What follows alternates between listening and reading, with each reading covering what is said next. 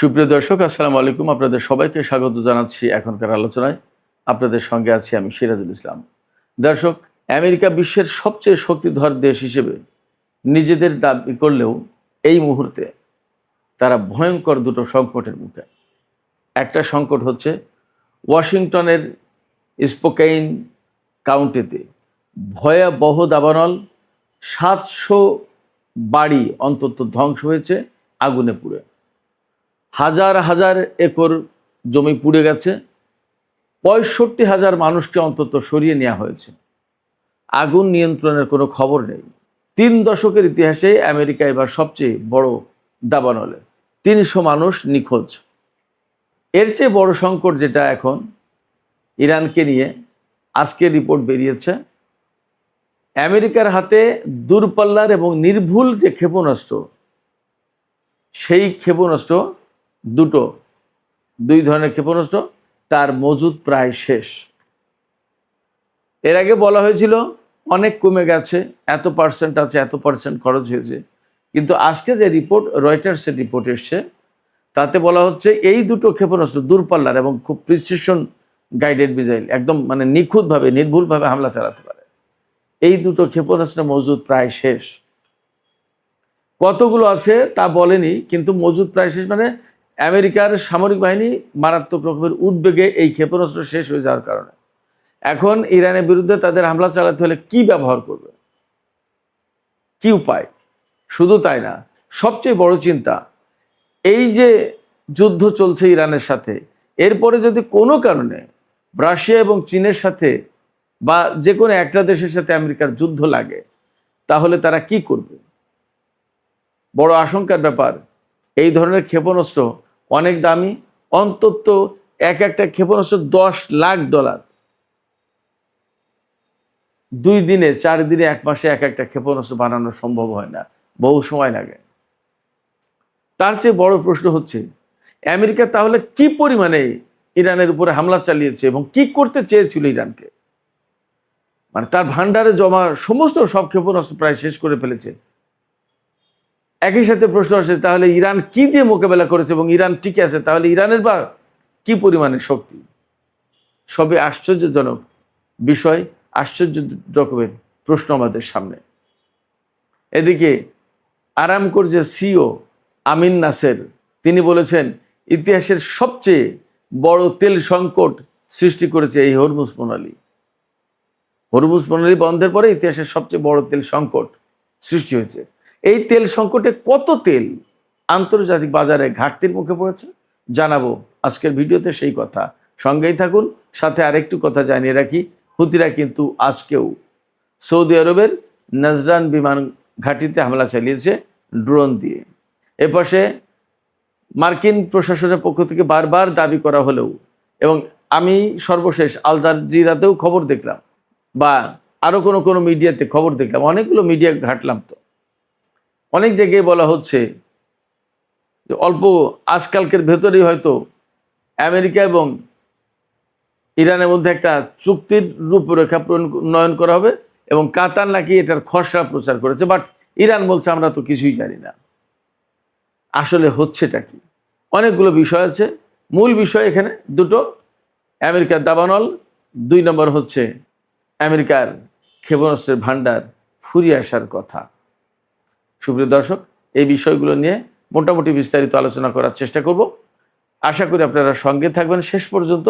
আর video ভালো লাগলে like, comment, share করবেন এবং চ্যানেলটি সাবস্ক্রাইব করে সাথেই থাকবেন। দর্শক, চলুন আমরা বিস্তারিত আলোচনা করি। প্রথমেই আমেরিকার ক্ষেপণাস্ত্রের বিষয়টা আমি বলি একটু, কারণ এই ব্যাপারে মানুষের সবচেয়ে বেশি আগ্রহ। আমেরিকার খুব গুরুত্বপূর্ণ দুটো ক্ষেপণাস্ত্র হচ্ছে army tactical missile system, ATACMS। এই আর্মি ট্যাকটিক্যাল মিসাইল সিস্টেম, আরেকটা হচ্ছে প্রিসিশন স্ট্রাইক মিসাইল। এই দুটো ক্ষেপণাস্ত্র আমেরিকার হাত থেকে একদম প্রায় শেষ। অথচ এই দুটো ক্ষেপণাস্ত্রের প্রধান বৈশিষ্ট্য হচ্ছে এরা অন্তত 1000 কিলোমিটার দূর থেকে হামলা চালাতে পারে এবং অত্যন্ত নিখুঁতভাবে হামলা চালানোর ক্ষমতা রাখে, অত্যন্ত নিখুঁতভাবে। আপনারা বুঝতেই পারেন আমেরিকা সারা বিশ্বের প্রযুক্তিতে একসময় অবশ্যই শ্রেষ্ঠ ছিল, এখন চীন নাকি আমেরিকা এই সমস্ত নিয়ে বিতর্ক আছে, বাট আমেরিকা তো অবশ্যই একটা গুরুত্বপূর্ণ শক্তি, তাতে তো কোনো সন্দেহ নেই। ইরানের সাথে যুদ্ধ করতে এসে আটকা পড়েছে সেটা ভিন্ন কথা, কিন্তু তাদের প্রযুক্তি তো খুব নিখুঁত এবং ডেভেলপড। তো এই দুটো ক্ষেপণাস্ত্র তাদের ভান্ডারে দীর্ঘদিন ছিল এবং তারা যুদ্ধ করার ক্ষেত্রে দূর থেকে এই সমস্ত ক্ষেপণাস্ত্র দিয়ে হামলা চালিয়ে শত্রুপক্ষকে ঘায়েল করেছে। এই ক্ষেপণাস্ত্র এখন আমেরিকার ভান্ডারে ব্যাপকভাবে কমে গেছে। তাহলে তাদের উপায় কি? এই নিয়ে মার্কিন সামরিক বাহিনীতে উদ্বেগের কোনো শেষ নেই। সবচেয়ে বড় মুশকিল হচ্ছে কি, একটা ক্ষেপণাস্ত্রের দাম অন্তত পক্ষে $10 লাখ। এই ক্ষেপণাস্ত্র যে হুট করে 2-4 দিনে, 10 দিনে, 1 মাসে বানানো যাবে ব্যাপারটা তা কিন্তু না, অনেক সময় লাগে। এবং চাইলেই যে 2-5-10টা বের করে এনে আপাতত ইরানের বিরুদ্ধে যুদ্ধ শুরু করলো এমনটা হবে না। এই যে ATACMS যেটা আর্মি ট্যাকটিক্যাল মিসাইল সিস্টেম, যেটা এটার চেয়েও আধুনিক প্রজন্মের ক্ষেপণাস্ত্র ব্যবস্থা হচ্ছে আপনার এই যে প্রিসিশন স্ট্রাইক মিসাইল যেটা, এটা। এবং এটা বলা হচ্ছে এটা অত্যাধুনিক এবং এটাই হবে আমেরিকার হামলা চালানোর ক্ষেত্রে প্রধান অস্ত্র আগামী কিছু বছরের ভেতরেই। সেই ক্ষেপণাস্ত্রের মজুদ যদি ইরানের সাথে যুদ্ধ করতে এসে ফুরিয়ে যায়, তাহলে আমেরিকার উপায় কি সামনে? এখানে বারবার একটা প্রশ্ন আসছে যে যদি রাশিয়া বা চীনের সাথে আমেরিকাকে যুদ্ধ করতে, তাহলে তারা কি করবে? এখানে আমি একটু প্রশ্ন করি যে প্রায় সময় যে প্রশ্ন আসে যে যদি রাশিয়া এবং চীনের সাথে যদি আমেরিকার যুদ্ধের প্রশ্ন আসে তাহলে কি করবে? এই প্রশ্ন আসে কেন?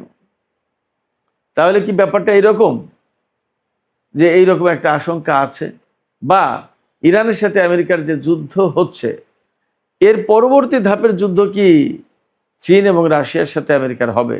ব্যাপারটা কি এইরকম? এবং তাহলে কি একটা বৃহত্তর পরিকল্পনার আওতায় এই যুদ্ধ হচ্ছে, যেখানে চীন, রাশিয়া, ইরান আমেরিকাকে আসলেই বিশ্ব মঞ্চ থেকে বিদায় দিতে চায়, বিশ্বের প্রধান শক্তি হিসেবে তাকে বিদায় জানাতে চায়, এবং সেটাই কি এককেন্দ্রিক বিশ্ব ব্যবস্থা থেকে বহুকেন্দ্রিক বিশ্ব ব্যবস্থায় পৃথিবীটাকে রূপান্তরিত করার কর্মসূচি হতে পারে?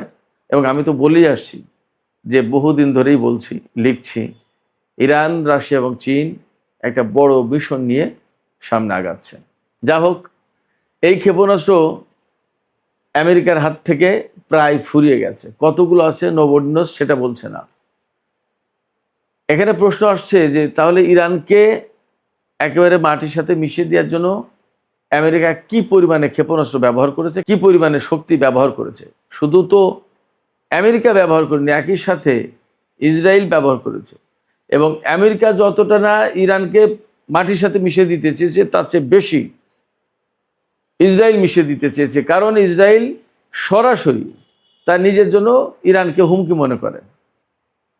আমেরিকা ইরানকে তার অস্তিত্বের জন্য হুমকি মনে করে না, কিন্তু ইসরায়েল তার অস্তিত্বের জন্য ইরানকে হুমকি মনে করে। অতএব এখানে এই যুদ্ধে আমেরিকা যতটা শক্তি প্রয়োগ করেছে তার চেয়ে অনেক বেশি শক্তি প্রয়োগ করার কথা, অন্তত ইচ্ছা ছিল ইসরায়েলের, এটা বলতে কোনো দ্বিধা নেই। যদি তাই হয় তাহলে আমরা সহজেই অনুমান করতে পারি ইসরায়েল এবং আমেরিকা কি পরিমাণে শক্তি প্রয়োগ করেছে ইরানের উপরে। তারপরেও ইরান টিকে আছে। তাহলে ইরানের হাতে কি পরিমাণে শক্তি, তাদের হাতে কি পরিমাণে প্রযুক্তি, এবং তারা কতটা প্রতিরোধ করতে পেরেছে, এখান থেকে আমরা কল্পনা করতে পারি, বুঝতে পারি, একটা ধারণা পেতেই পারি।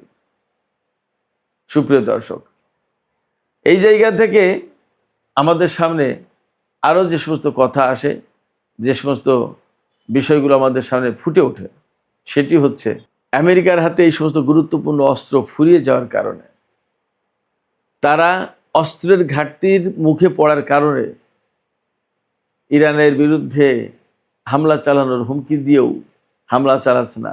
ব্যাপারটা কি তাই?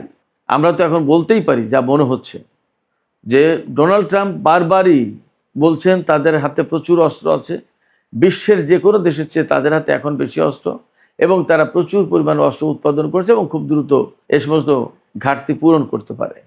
কিন্তু আসলে কি ব্যাপার তাই? যদি ব্যাপার তাই হবে তাহলে এই সমস্ত রিপোর্ট কেন বের হচ্ছে?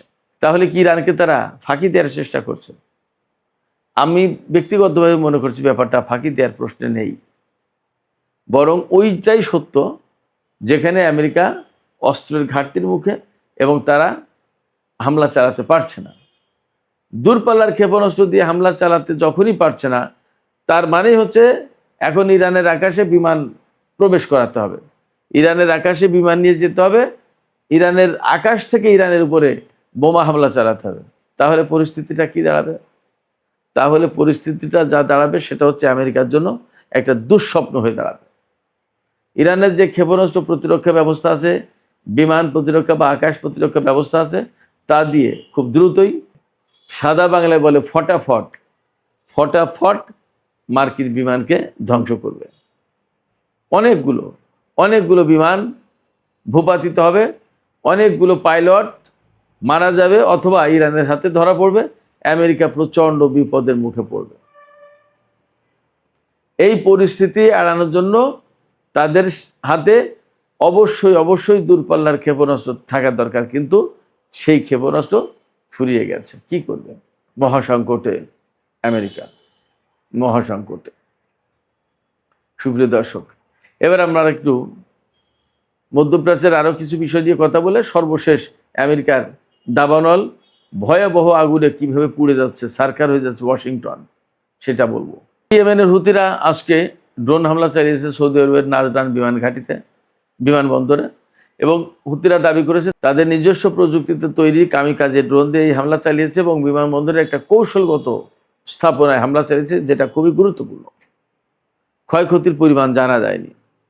এবং হরমুজ প্রণালীতে ইরান কিন্তু একটি জাহাজে হামলা চালিয়েছে গত রাতেই, এবং হরমুজ প্রণালী আর বাবাল মানদেব প্রণালী অনেকটা অচল অবস্থায় আছে, সেখান দিয়ে জাহাজ চলাচলের পরিমাণ খুবই কম। ইরানের দেখানো রুটের বাইরে গেলেই সেই জাহাজে হামলা করছে, তার সে যতই আমেরিকা নিরাপত্তা দেওয়ার কথা বলুক, ইরান মানছে না। এবং ইরান পরিষ্কার করে বলেছে হরমুজ নিয়ন্ত্রণ ওমান এবং ইরান করবে, এবং ইরানের কথা ছাড়া কোনো রুট চালু হবে না, পরিষ্কার। তার মানে মধ্যপ্রাচ্যে বা হরমুজ প্রণালী এলাকায় বা বাবাল মানদেব প্রণালী, হরমুজ প্রণালী, এই এলাকায় ইরানের কথাই এখন সমস্ত সবকিছু চলছে, হচ্ছে এবং হবে যা পরিস্থিতি।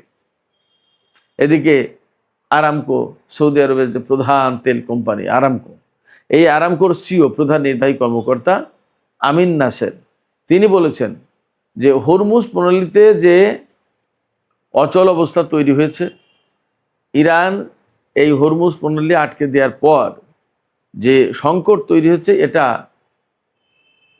বিশ্বের ইতিহাসে সবচেয়ে দীর্ঘ এবং বড় সংকট তেলের ব্যাপারে। এত বড় তেল সংকট আর কখনো পৃথিবীতে ছিল না। এই সংকটে তিনি বলছেন যে 260 কোটি ব্যারেল তেল আন্তর্জাতিক বাজারে এই সময়ে কম গেছে, অর্থাৎ ঘাটতি পড়েছে। যে সমস্ত চালান যাওয়ার কথা ছিল তাতে 260 কোটি ব্যারেল তেল আন্তর্জাতিক বাজারে যেতে পারেনি। তাহলে আন্তর্জাতিক বাজার তেলের অবস্থা কি অবস্থা আপনারা চিন্তা করুন। তার মানে আরও যদি 1-2 মাস এই হরমুজ প্রণালী এবং বাবাল মানদেব প্রণালী আটক থাকে এইভাবে, তাহলে বিশ্ববাজারে তেলের পরিস্থিতি কি হবে আপনারা কল্পনা করুন। তবে ইরানের পক্ষ থেকে নতুন করে একটা ঘোষণা দেওয়া হয়েছে। ইরানের সর্বোচ্চ নেতার সামরিক উপদেষ্টা এবং আইআরজিসির সাবেক কমান্ডার মেজর জেনারেল মোহসেন রেজাই, তিনি বলেছেন আমেরিকা যদি ইরানের বিভিন্ন বন্দরের উপর আরও কিছুদিন এইভাবে তাদের অবরোধ বহাল রাখে, তাহলে মার্কিন নৌবাহিনীর সাথে যুদ্ধ অনিবার্য হয়ে যাবে এবং ভয়ঙ্কর সংঘর্ষ সৃষ্টি হবে। অর্থাৎ আমেরিকা মার্কিন বাহিনীর উপর হামলা চালাবে যদি তারা এখান থেকে অবরোধ সরিয়ে না নেয়। ইরানের এই কথাই যে আমেরিকা তাদের অবরোধ তুলে নেবে, ব্যাপারটা এমন না। আর ইরান যদি তাদের ঘোষণা বাস্তবায়ন করে, তাহলে আমরা খুব শর্ট টাইমে সম্ভবত সমুদ্রে একটা বড় ধরনের সংঘাত দেখতে যাচ্ছি। যাই হোক সুপ্রিয় দর্শক, আমেরিকার ওয়াশিংটন স্টেট যেটা, সেই স্টেটের স্পোকেইন কাউন্টি একটা বিরাট এরিয়া, সেই এরিয়ায় ভয়াবহ দাবানল শুরু হয়েছে এবং আগুনে অন্তত 700 বাড়ি পুড়ে যায়নি, ধ্বংস হয়ে গেছে। কালকের রিপোর্টে বলা হয়েছিল যে মনে হচ্ছে যেন ক্ষেপণাস্ত্র মেরে বাড়িগুলো সব ধ্বংস করে দিয়েছে, শত শত ক্ষেপণাস্ত্র মারা হয়েছে মনে হচ্ছে। 700 বাড়ি ধ্বংস হয়েছে, একটার সাথে একটা বাড়ি যে লাগোয়া তা তো না, ফাঁকা ফাঁকা। চিন্তা করেন তাহলে কি ভয়ঙ্কর দাবানল। এবং এই দাবানলে প্রায় 300 মানুষ নিখোঁজ হয়েছে, হয়তো কিছু কম বেশি হতে পারে। তবে মার্কিন কর্তৃপক্ষ বলছে যে এই ক্ষয়ক্ষতি যে কি পরিমাণে হয়েছে এটা এখনই বলা যাচ্ছে না, আগুন নিভিয়ে একদম পুরোটা অ্যাসেস করার পরে, মানে হিসাব নিকাশ একটা মূল্যায়ন করার পরে বলা যাবে।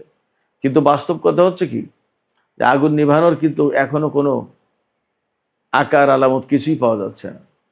প্রচণ্ড রকমের দাবদাহ, প্রচণ্ড রকমের খরা, বাতাসের তীব্রতা অনেক, বাতাসে জলীয় বাষ্প নেই বললেই চলে, মানে মারাত্মক একটা পরিস্থিতি। আগুন জ্বলার জন্য এ ধরনের উপাদান প্রয়োজন, তার সব কিছু আছে, নিভানোর কোনো ব্যবস্থা নেই। যে নিভানোর চেষ্টা করছে ফায়ার ফাইটার, আপনারা চিন্তা করুন, এই স্পোকেন কাউন্টিতে 1000 ফায়ার ফাইটার দেওয়া হয়েছে, এই দমকল অগ্নি নির্বাপক বাহিনীর লোকজন 1000 মোতায়েন করা হয়েছে, পারছে না। এবং আরও দুঃসংবাদ হচ্ছে যে এই সপ্তাহের শেষের দিকে পরিস্থিতি আরও খারাপ হবে, বাতাসের তীব্রতা বাড়বে, তাপমাত্রা বাড়বে, এবং এভাবে যদি অগ্নিকাণ্ড চলতে থাকে তাহলে মানে এই কাউন্টি প্রায় শেষ হয়ে যাবে। এই মৌসুমে, যে এই চলতি গ্রীষ্মকালে আমেরিকায় অন্তত 15টা দাবানলের ঘটনা ঘটেছে, এবং এই 15টা দাবানলে বিভিন্ন অঞ্চলে, বিভিন্ন স্টেটে, আমেরিকার উত্তর এবং পশ্চিম অঞ্চলে মূলত এই দাবানলগুলো সৃষ্টি হচ্ছে বেশি। তাতে 4.5 লাখ একরের বেশি জায়গা পুড়ে গেছে, বনভূমি, ঘর বাড়ি পুড়ে গেছে। ভয়ঙ্কর একটা পরিস্থিতি। কিভাবে এই আগুনের সূত্রপাত হলো সে ব্যাপারে আল জাজিরার একটি অনুসন্ধানী প্রতিবেদনে বলা হয়েছে, 37 বছর বয়সী এক ব্যক্তিকে আগুন লাগানোর সন্দেহে সোমবার আটক করা হয়েছে। এখন তিনি আগুন লাগিয়েছেন এবং এত রাজ্য জুড়ে ছড়িয়ে পড়লো কিভাবে, সেটা একটা ব্যাপার। তবে এটা ঠিক যে আমেরিকা, ইউরোপের বিভিন্ন এরিয়াতে যখন গ্রীষ্মকাল হয়, তাপমাত্রা এত মারাত্মক পর্যায়ে পৌঁছায় এবং বাতাসের জলীয় বাষ্পের পরিমাণ একদম 0 পর্যায়ে চলে আসে, প্রায় ভয়ঙ্কর একটা পরিস্থিতি। তখন প্রচুর দাবানল হয়। এবার ইউরোপে যথেষ্ট অনেকগুলো দাবানল আছে, ফ্রান্স, ইটালি, আপনার স্পেন, এই সমস্ত জায়গায়। তাতে আমেরিকায় যে সংকট তৈরি হয়েছে এই দাবানলকে ঘিরে, এবার এটা নজিরবিহীন বলা যায়। 30 বছরের ভেতরে এবারই সবচেয়ে বেশি ওয়াশিংটন স্টেটে বড় দাবানল সৃষ্টি হলো। তো এই যে আমেরিকায় প্রচণ্ড দাবানল, এতে সবচেয়ে ক্ষতিগ্রস্ত হচ্ছে সাধারণ মানুষ। এই ক্ষতি হয়তো আমেরিকার জাতীয় অর্থনীতিতেও একটা বড় বিষয় হয়ে দাঁড়াতে পারে, কারণ যখন ইরানের বিরুদ্ধে আমেরিকা যুদ্ধ করতে গিয়ে বড় রকমের অর্থনৈতিক চাপের মুখে পড়েছে, সামরিক এবং রাজনৈতিক চাপ তো আছেই, সেই জায়গায় অভ্যন্তরীণভাবে এত এত দাবানল এবং এত এত ক্ষয়ক্ষতি নিশ্চয়ই আমেরিকার উপর আলাদা রকমের চাপ সৃষ্টি করবে। সুপ্রিয় দর্শক, এখনকার আলোচনা এখানে শেষ করতে চাইছি। আলোচনা শেষের আগে আপনাদের কাছে জানতে চাই, আপনাদের মতামত জানতে চাই, বুঝতে চাই, এই যে খুবই গুরুত্বপূর্ণ দূরপাল্লার এবং নির্ভুলভাবে হামলা করতে সক্ষম আমেরিকার ক্ষেপণাস্ত্র প্রায় শেষ উদ্বেগে মার্কিন বাহিনী বলা হচ্ছে, আপনাদের কাছে কি মনে হয়, এটা কি প্রকৃতপক্ষেই ঘটেছে নাকি একটা কৌশলের অংশ হিসেবে বলছে? হয়তো এই সমস্ত নানা রকমের কৌশল, ভুলভাল তথ্য দিয়ে আমেরিকা ঠিকই ইরানের উপর হামলা চালিয়ে বলবে। আপনাদের কি মনে হয়?